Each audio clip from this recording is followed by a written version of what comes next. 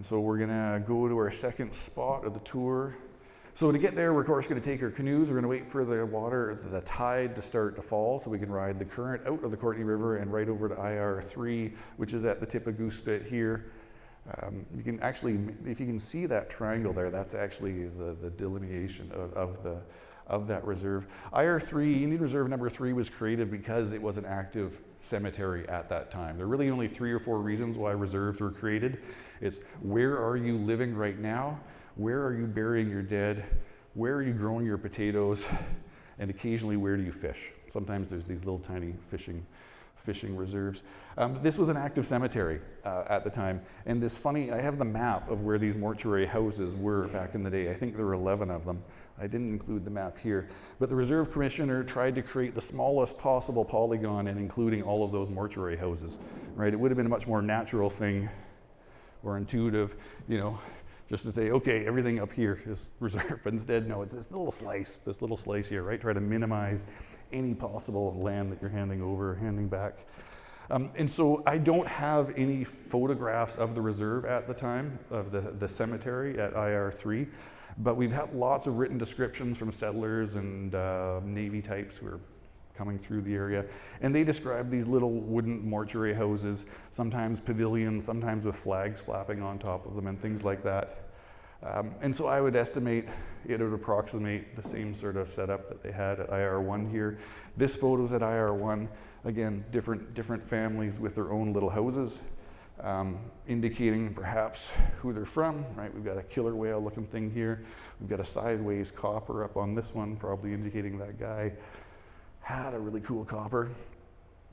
I don't have a great explanation as to why some folks are buried at IR3 versus being buried right here versus being buried other parts of the Comox Valley. I've been told or heard that this place was reserved for the chiefs. I've been told that it's reserved for people who weren't born here or were just traveling through or married in. Oh, and I heard one other story too, I can't remember. But anyway, all 3 stories can't be true. They're mutually incompatible. So I don't know why people were buried out there, but their families wanted them to be, right? They had a good reason. I don't know what that is. I'm not going to pretend to know what a bunch of things are when I absolutely don't. I can just acknowledge that it was important for those families to be there, and that's why they did it. I like to dwell on the idea of the taking care of the dead a little bit here, right? For Westerners and folks sort of in the European tradition, someone passes, you have a ceremony, they're in the ground or maybe cremated. You're not really responsible to go back there at that grave and take care of them. You're not really, you don't have to bring flowers once a month or once a year or anything. You can do it if you want, but that's sort of a nice to do. It's not expected of you. But from Coast Salish perspective, you very much have to do this. This is a stewardship responsibility to your ancestors, right? It's not a choice whether you're going to take care of them. If you're not actively taking care of them, you're doing the wrong thing, like very much doing the wrong thing.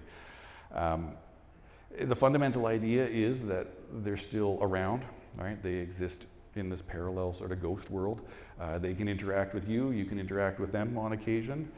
And if they're not happy and not taken care of, they can cause harm.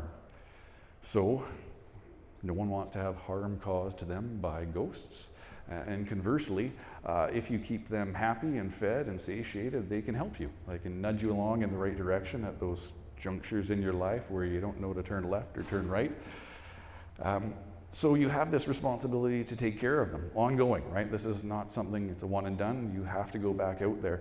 So these cemeteries, the way Coast Salish folks would have understood them, and certainly Comox and Pentlatch folks would have understood them, are places for ongoing cultural work, right? People be coming back, visiting their ancestors, occasionally opening up those boxes, rewrapping them in blankets, right? This is still something we do today.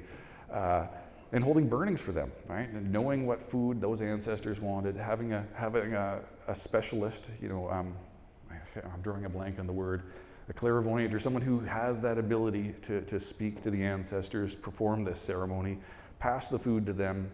And I'll just dwell on that idea for a minute. Sorry, At the start of this presentation, I talked about specialists, right? I sort of skipped over the broader concept. I talked about canoe making specialists, but Coast Salish society consisted of dozens and dozens of specialists. So canoe makers, certain people who are good at organizing labor and organizing people to do things, hunters, warriors, and clairvoyants. You know, people who have that ability to speak to the dead, to foretell the future. They're basically become the community interface between that ghost world and the living world. And so very commonly, people feel the need to take care of their ancestors by holding a burning, preparing a special table of all the right sort of wood, and preparing a great layout of food, especially traditional food, right? It's got to be traditional food. It's got to be stuff that they ate while they were living. And if you don't do that, they'll let you know. So that idea is you burn that food, it expands, I don't know, 100-fold, 1,000-fold, becomes way more food, and then can go over to that land of the ghosts, and the ghosts come to the food. They're really attracted to this, and they pass messages on to the community through the clairvoyant, right? The ghosts don't talk to anybody, but they talk to one person in particular. And these are very emotionally charged events, the ones that I've been to. People feel very strongly about this stuff. They get very meaningful messages to themselves from an ancestor, from a relative that's no longer around. And I see people, you know, experience this exceedingly emotionally. This is a very powerful thing. And this probably goes on, you know, this is an ongoing practice for Coast Salish folks. And it probably goes back thousands and thousands of years, this idea of feeding the dead, taking care of the dead. We see aspects of this in the archaeological record going back 4,000 years. So this is a very fundamental, different relationship than you know, I have with my past ancestors. This idea that you've got to take care of them, they'll take care of you, and everything will be all right. And so in that context, right, these cemeteries, you know, there'd be a little bit more active, right? There'd be more people around, there'd be more people doing things on occasion, but certainly not all the time and not every day. But a little bit of a different perspective compared to our Western cemeteries and how we would do things. I usually end on this little stop on our tour here too. This place is known as Little Mexico now, right? This is where people, it's one of the nicest beaches in the Comox Valley, so people like to go there and drink and hang out and throw their garbage, whatever, go to the bathroom. And now I've given this presentation to more than 4,300 people, and so bit by bit I can say this place is a cemetery, right? Like, I don't go hang out in your cemetery, go to the bathroom and chuck my lucky cans in the bush, and it would just be respectful not to do the same here, right? And it's not well marked as it was a cemetery, and I don't think, you know, the CVRD or anybody out there is doing a great job telling people, but now I've told you, and you guys can tell everybody you know, and eventually we can't claim ignorance anymore, and we can treat this place like a cemetery, because it was special. It is special. It's a gorgeous spot.